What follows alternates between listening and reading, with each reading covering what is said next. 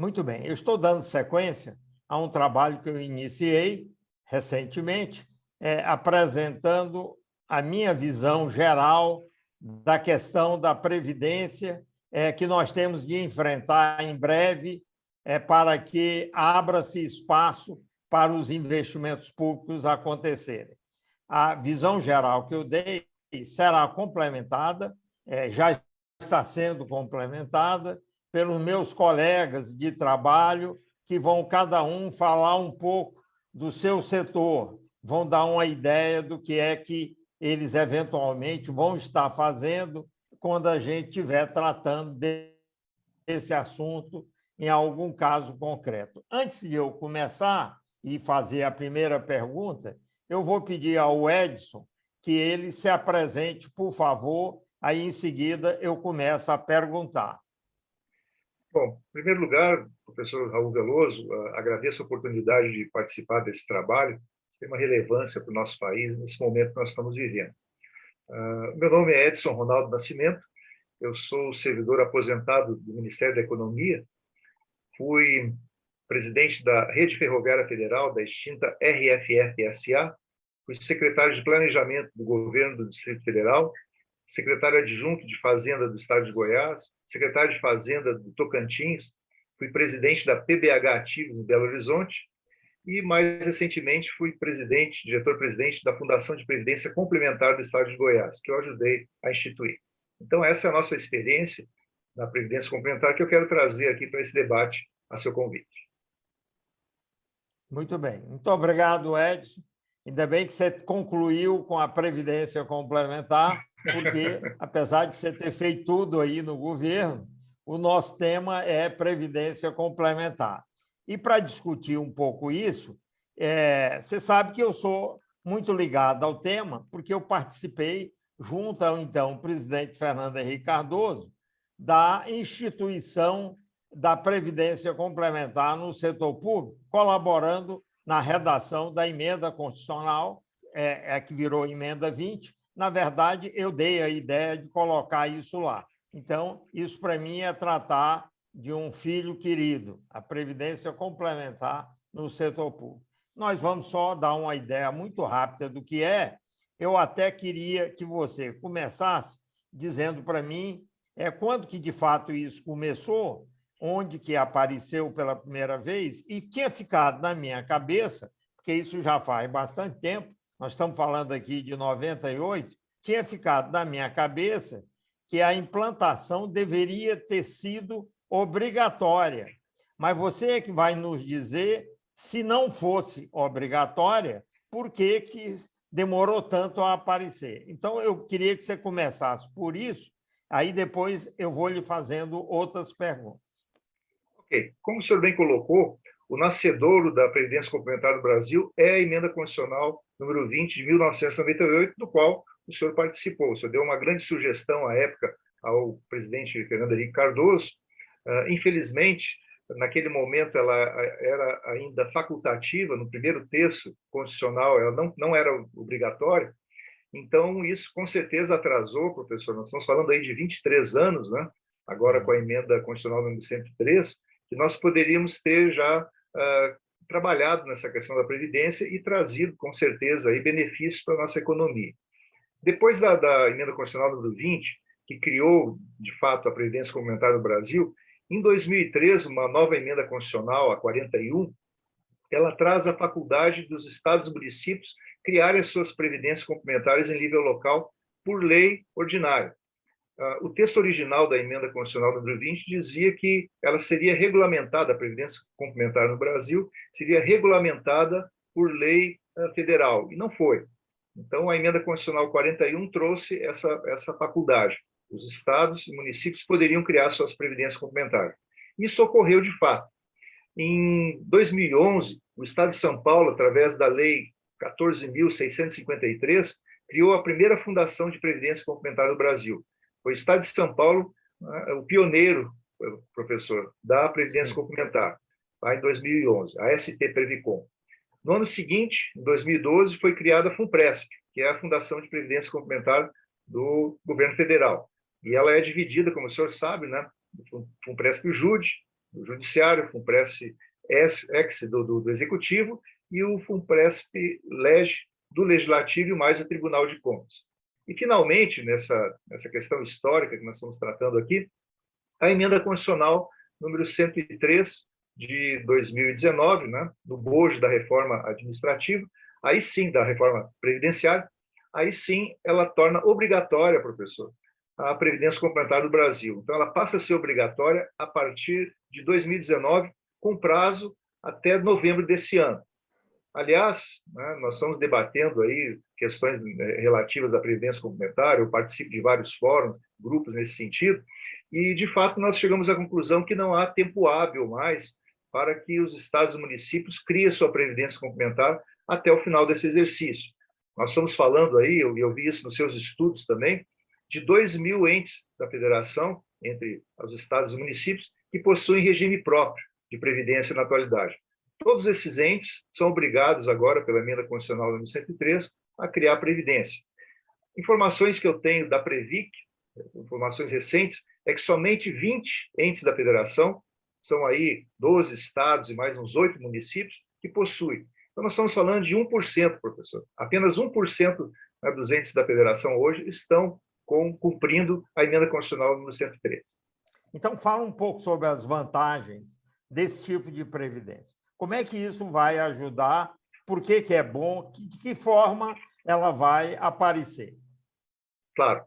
A criação da emenda, a criação da Previdência Complementar, né, agora obrigatória pela emenda constitucional número 103, ela diz que o Estado, o município, a União Federal, que instituir a Previdência Complementar, eles poderão, a partir daquele momento, a partir da instituição, a partir da criação da Previdência Complementar, eles poderão pagar a aposentadoria dos seus servidores no teto do regime geral.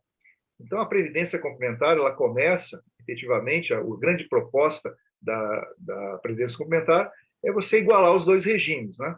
Hoje você tem o servidor público que se aposenta no teto, né? Pode se aposentar no teto, que é R$ 39.293, é o salário do ministro, né, do Supremo Tribunal Federal, e o trabalhador do setor privado com R$ 6.400, R$ 6.433,57. Então, uma questão de justiça social. Com a Previdência Complementar, o servidor que entrar no serviço público, ele sabe que ele vai aposentar com teto regime geral. Ele poderá, né, de forma facultativa, ele não é obrigatório a participar da Previdência Complementar, ele poderá aumentar esses rendimentos, né, aderindo aí a um plano de benefício, que a União, Estados e municípios são obrigados, né, a oferecer. Pois bem, qual é a vantagem para o servidor no primeiro momento? Nós sabemos que todas essas reformas de previdência que estão ocorrendo no Brasil, cada vez que vem uma nova reforma, professor, o senhor está sempre atento, né, a esses assuntos também, existe uma diminuição, vamos dizer assim, de previsibilidade, né, e de vantagens auferidas pelo servidor público. Hoje o servidor público não sabe mais com quanto ele vai aposentar, qual o valor, né, da aposentadoria, se vai ser a média dos últimos 10 salários, de toda a vida laboral, dos mais altos, etc. E ele também não sabe, né, por outro lado, qual a idade, vamos dizer assim, que ele vai aposentar, porque isso também tem sido dinâmico, né? Então, no caso da Previdência Complementar, existe a vantagem, né, da previsibilidade. A contribuição definida ela permite isso. O servidor ele vai ter uma conta individualizada, como é o caso do Fundo de Garantia, né? Ele vai ver mensalmente quanto que ele tem lá no seu fundo de previdência. Ele vai acompanhar paulatinamente. Então, essa é uma vantagem do servidor, a questão da previsibilidade e também o desconto que vai ser feito em folha, na parte de previdência complementar, as alíquotas são menores do que a contribuição do servidor na atualidade, certo? Então, o servidor hoje paga aí 12%, 14%, né, da parte do seu salário, ele vai pagar esse valor, esse montante, esse percentual de 14%, 12%, 14% sobre o teto regime geral, e aquilo que ele efetivamente guardar para a Previdência Complementar, ele vai pagar no máximo 8,5%. E para o Estado, para o município, qual é a vantagem para a União Federal da instituição da Previdência Complementar? A mesma coisa. Primeiro, a questão da alíquota. O Estado, o município, a União Federal, eles continuam pagando o valor patronal cheio, né? A alíquota cheia, sobre o teto do regime geral, e quando vai para a Previdência Complementar, no máximo 8,5%. que é a alíquota máxima que é permitida por lei para que os entes públicos, né, colaborem na previdência complementar. Então, só por aí você já tem uma economia. Além Pois é, disso... mas aí só queria lhe perguntar, não ficou claro quando Pois não. você falou, pelo menos para mim, se nessas condições atuais que você está relatando, um funcionário novo que entre no serviço público, ele é obrigado a entrar nesse regime. Ele só pode ter a aposentadoria igual ao salário dele até o teto do INSS. E, a Isso. partir dali, será o resultado da Previdência Complementar. Está certo? Certo. Exatamente. Olha, o que acontece na prática? Eu tenho observado que as legislações aí dos estados que estão criando, municípios estão querendo criar a sua previdência complementar, ele tem por base a legislação federal. Na legislação federal, o servidor novo na administração pública, ele já entra, né, vinculado à previdência complementar. Ele vai ter um prazo para se retirar desse regime. Então, ele automaticamente, veja, ele não é obrigado a continuar, mas ele entrando na administração pública, ele já automaticamente participa da previdência complementar. Ele vai ter que buscar lá o seu RH, o seu departamento, né, de pessoal, etc., para pedir a retirada. E é quando vai haver essa conversa de convencimento, né, do setor público, para que o servidor entenda que, se ele se retira da previdência complementar, ele vir a falecer, enfim, tem algum problema de saúde, alguma coisa que precisa se afastar, o que ele vai receber sempre tem por base o teto do regime geral. Ele não tem mais o salário dele como referência. É claro que também ele não vai pagar mais sobre todo o salário, né? Ele vai ser descontado e vai pagar, né, um percentual sobre o teto, mesmo que ele ganhe 2, 3 vezes mais que o teto. Então, o servidor ele vai colocar isso numa balança e verificar, olha, o que é mais vantajoso para mim, né? Continuar na previdência complementar, já que eu estou colocado nela automaticamente, ou eu vou lá no departamento pessoal e peço para retirar, assino um termo e me retiro da previdência complementar. Mas ele pode se retirar sendo um servidor novo da previdência complementar? Pode, a Constituição permite. Normalmente existe um prazo para isso, em torno de 90 dias. E é preciso que ele efetivamente, né, assine um documento, porque isso é uma coisa muito séria, né? Lá na frente ele vai aposentar e, né, vai perceber que os valores, né, que ele vai receber na aposentadoria são muito aquém daquilo que, por exemplo, ele tem na... Mas ele não vai, ele pode se retirar, mas não vai receber a aposentadoria acima do teto do INSS. Ele se retirando, ele está fora. Para o Estado, conforme eu estava falando, para o ente público, né, a vantagem principal é isso que nós estamos comentando aí nesse nosso fórum, quer dizer, a possibilidade de você reduzir o déficit da Previdência. Se o Estado, se o governo brasileiro tivesse ouvido, né, a sua sugestão há 23 anos atrás, com certeza, nos últimos 20 anos, todos os servidores que entrassem no setor público já entrariam com teto do regime geral. E talvez nós não estivéssemos, né, passando por esse problema econômico e financeiro que nós temos hoje, aí, inclusive concorrendo aí para os investimentos. Para finalizar, professor, é preciso dizer também que, num primeiro momento, para a administração pública, a previdência complementar representa uma despesa, certo? Não só na instituição da fundação de previdência, no caso de uma entidade fechada, né? Você precisa estabelecer, precisa criar um órgão para fazer essa gestão. E é um órgão pesado. Ele tem que ter conselho deliberativo, tem que ter conselho fiscal, né? Tem que ter um determinado número de diretores, tem que ter atuário, tem que ter departamento aí de controle, etc. Tudo isso exigido pelas legislações, pelas normas, pela Lei Complementar 108 e 109, né? São leis complementares federais. Então, isso aí, né, logicamente, traz um custo novo para a administração pública, um custo que o Estado e o município não teria. E uma outra questão também que deve se levar em conta é que nós estamos saindo do regime de repartição. O novo servidor que entrar no Estado, ele não vai participar desse regime de repartição. O Estado, quando faz lá os seus cálculos atuariais, conta, né, com esse novo servidor. Ele não vai participar disso.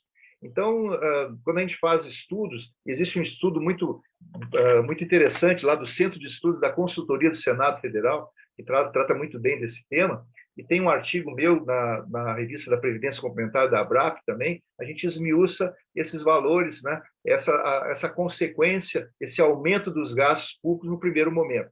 Então, para o setor público, a instituição da Previdência Complementar, no primeiro momento, aumenta a despesa, mas depois ela vai compensando ao longo do tempo, até... Por que ela aumenta a despesa no primeiro momento? Só para deixar bem claro.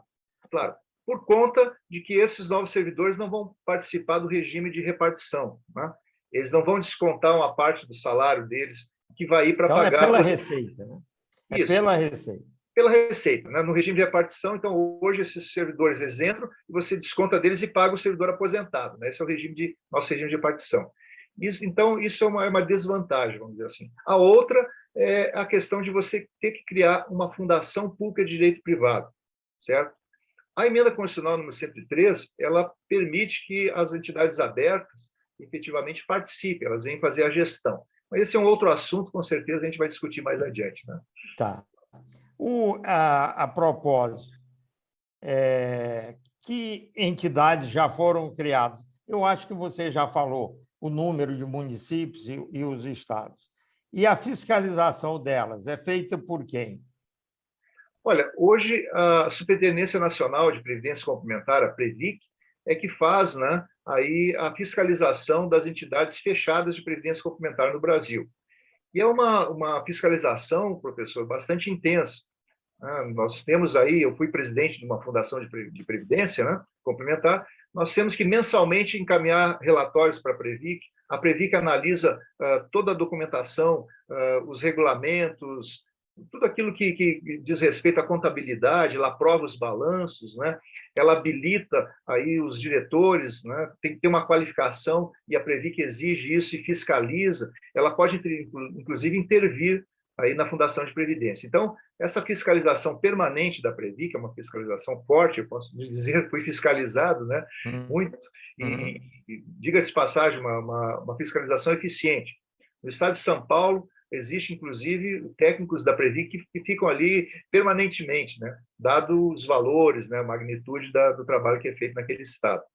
E também, né? Isso é uma outra discussão que agora deve ser regulamentado com a emenda constitucional número 103, a regulamentação da emenda, né?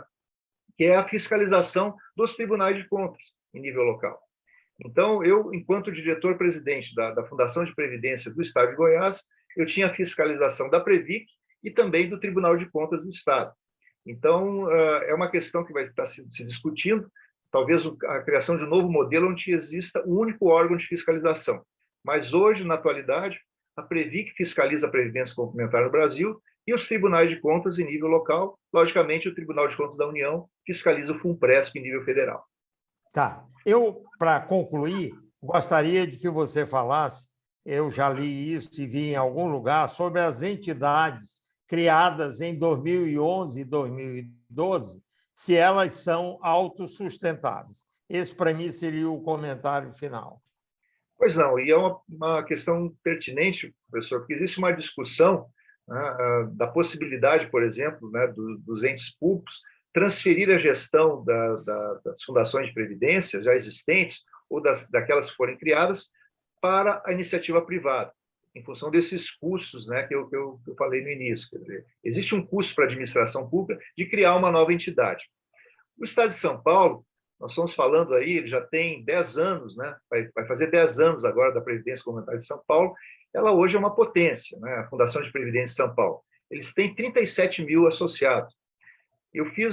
Participantes, né? Eu fiz um estudo recente e verifiquei que acima de 5 mil participantes, você já começa a ter uma autossustentabilidade.